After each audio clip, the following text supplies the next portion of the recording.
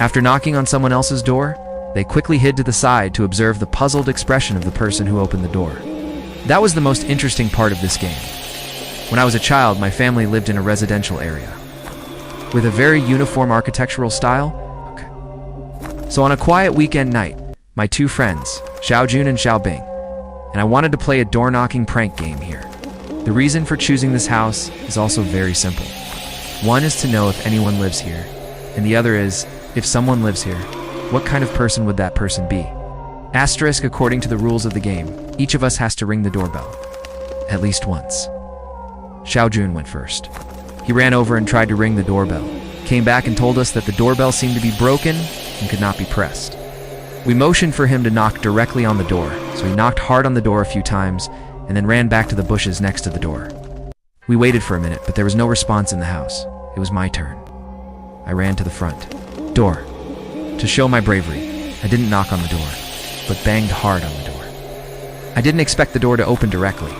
Although it was only opened a little, it almost gave me a heart attack.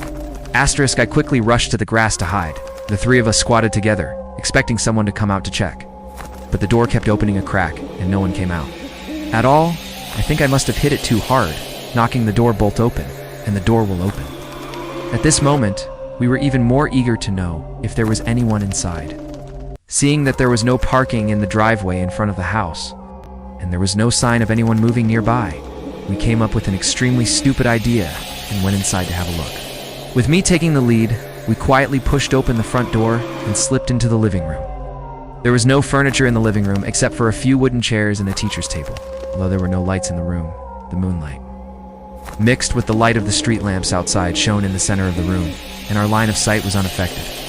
Then we quietly went to the kitchen and smelled an unpleasant smell. After opening the refrigerator, we realized that the disgusting smell was coming from here.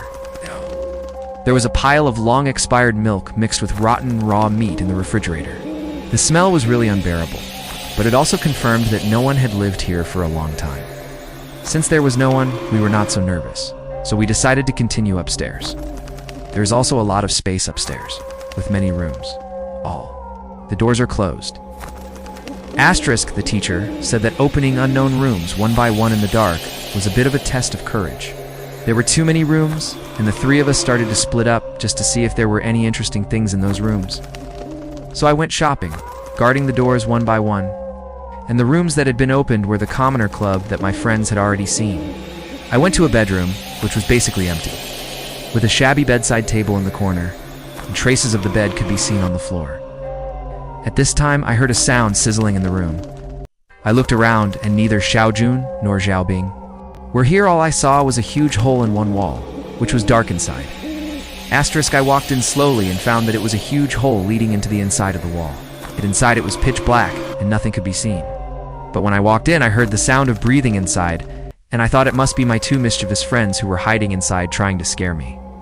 So I called out their names, but they answered from two different rooms, which means that they were not in this room at all. Who or what was breathing in the dark hole? Someone else was left. They might have run out at this time. But out of foolish curiosity, I approached the black hole a few more steps. And Xiaojun and Xiaobing also came in and stood behind me, watching inexplicably. With him there, I was even more confident.